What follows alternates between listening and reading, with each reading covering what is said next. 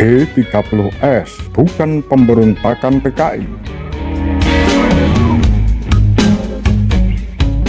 Permadi SH dalam 50 tahun merdeka dan problema Tapol-Napol 1995 halaman 59 dalam seminar sehari di YLBHI pada 28 Januari 1995 mengemukakan bahwa dia kesulitan menjawab pertanyaan anak-anak muda sekarang. Kalau memang PKI itu berontak terhadap siapa? Sebab pemerintah waktu itu yang dipimpin Bung Karno menguntungkan posisi mereka. Kemudian berapa orang yang dibunuh PKI? Benarkah PKI punya bedil dan membunuh orang-orang lain, kecuali yang 7 jenderal dan beberapa kolonel dan lain sebagainya? Dan itu pun masih dipertanyakan. Apakah PKI atau tentara sendiri yang membunuhnya? Menurut Ojutat, dalam memoir Ojutat halaman 171, yang jelas Presiden Soekarno tidak merasa diberontak PKI. Kalau G30S itu pemberontakan PKI, berarti PKI berontak pada pemerintahan Soekarno 1 Oktober 1965. Bila demikian, mengapa Nyoto, orang ketiga dalam PKI, tidak ditangkap Soekarno ketika hadir dalam sidang kabinet 6 Oktober 1965? Malah ketika sidang kabinet 6 Oktober tersebut, kebetulan Ojutat berdekatan duduk dengan Nyoto. Oleh Bung Karno disilahkan untuk ngomong-ngomong. Juga dalam pidato Presiden Soekarno dalam buku Memenuhi Panggilan Tugas jilid 7 halaman 172 sampai 173 tanggal 21 Desember 1965 mengatakan, "Gestok, gerakan 1 Oktober harus kita hantam. Tetapi komunisme tidak bisa, karena ajaran komunis itu adalah hasil keadaan objektif dalam masyarakat Indonesia. Seperti halnya nasionalis dan agama, Nasakom telah kutulis sejak aku berumur 25 tahun, dalam tahun 1926. Dan ini akan kupegang teguh sampai aku masuk liang kubur," tutur Bung Karno. Menurut Mane Sopian, dalam Kehormatan Bagi Yang Berhak, halaman 312, sesudah Brigjen Suparjo melaporkan apa yang terjadi dini hari 1 Oktober pada Presiden Soekarno di Halim, Presiden Soekarno memerintahkan Brigjen Suparjo untuk menghentikan semua operasi militer G30S. Perintah itu diberikan pada saat G30S secara militer dalam posisi memegang inisiatif. Ini terjadi di Halim 1 Oktober 1965. Perintah lisan Presiden Soekarno itu ditaati. Operasi militer berhenti seketika. Senjata yang berada di tangan para militer yang berkekuatan 2 batalion diperintahkan oleh Auri supaya dikembalikan ke dalam gudang. Seorang saksi mata yang berada di Halim 1 Oktober 1965 mengatakan, DN Aidit yang juga berada di Halim ketika mendengar perintah supaya operasi militer dihentikan, memberi reaksi marah. Melapornya Brigjen Suparjo kepada Presiden Soekarno dan bukan kepada Aidit menjadi bukti yang hidup bahwa G30S bukan pemberontakan PKI dan bukan PKI yang menjadi dalangnya. Kalau PKI yang berontak atau menjadi dalangnya, tentu Brigjen Suparjo melaporkannya kepada Aidit dan bukan kepada Presiden Soekarno. Padahal Brigjen Suparjo dengan tidak mempedulikan bagaimana reaksi Aidit terhadap perintah lisan Presiden Soekarno untuk menghentikan operasi militer. Perintah itu ditaati sepenuhnya.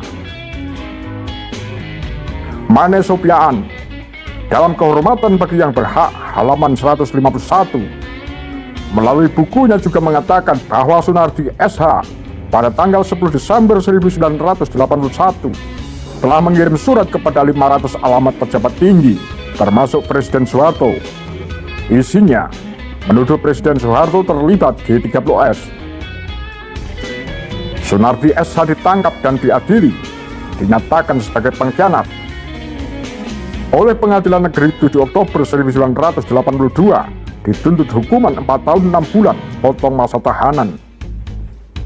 Di dalam pidato pembelaannya, Sunardi SH mengatakan bahwa coup d'etat G30S 1965 yang dikatakan gagal justru berhasil dengan baik, sesuai dengan rencana lebih dulu, telah diatur dan diperhitungkan dengan cermat,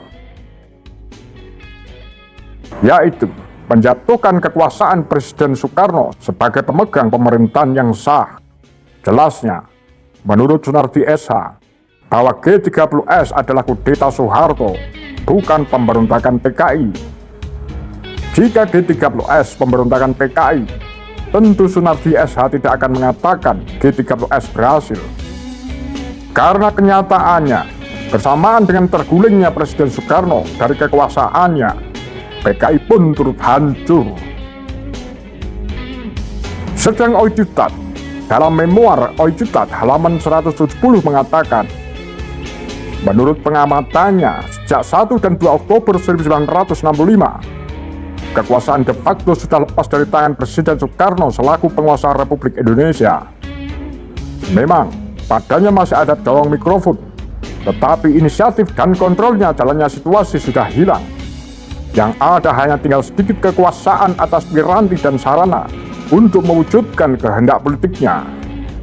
Dengan kata lain, pada 1 Oktober 1965, berakhirlah sesungguhnya rezim Soekarno.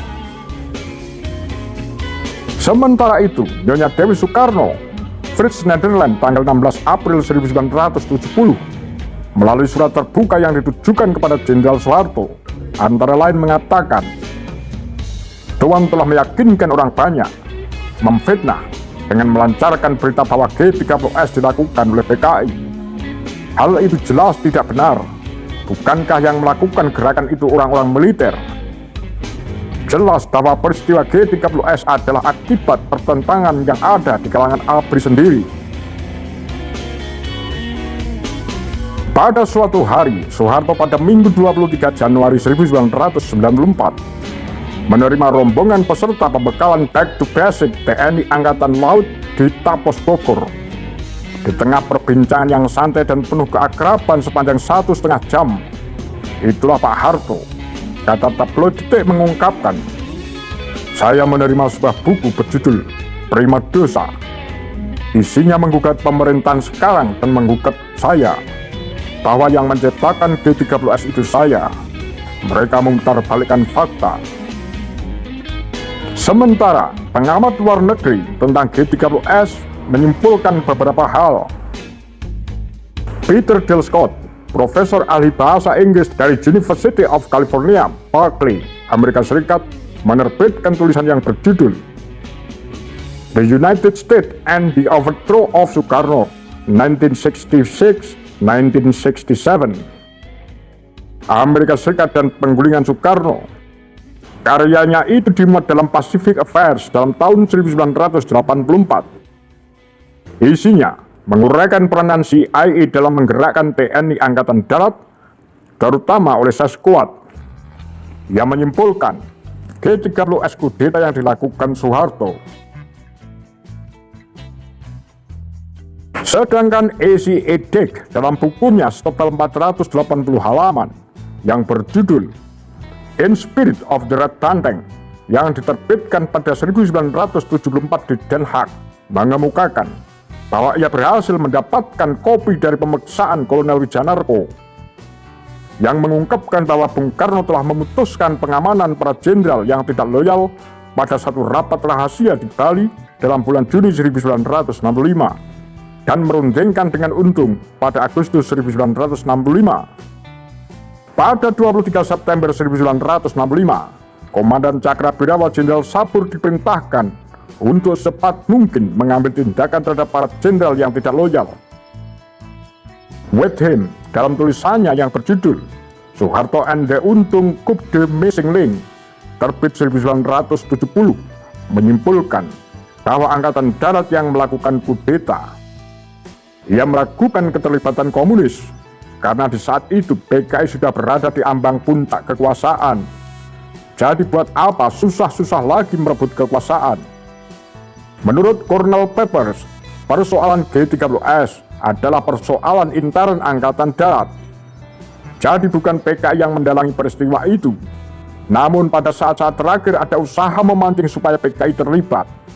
Kalau toh PKI terlibat, keterlibatan sendiri hanya insidental. Dan menarik, apa yang dikatakan Leo Suryadinata, Golkar dan Militer, halaman 19 hingga 20, bahwa jika PKI menjadi dalang kudeta, ia adalah dalang yang sama sekali tidak siap. Artinya, PKI memang tidak menyiapkan G30S. Kesimpulannya, sudah tiba waktunya untuk mengatakan yang benar sebagai benar dan yang salah sebagai salah.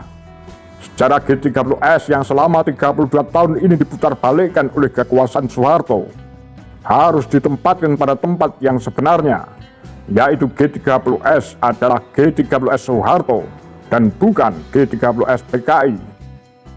Dalam AM Hanafi Menggugat, terbit 1998 halaman 262, bahwa G30S menggunakan Soekarno dan Soeharto menggunakan G30S. Jadi G30S Soeharto.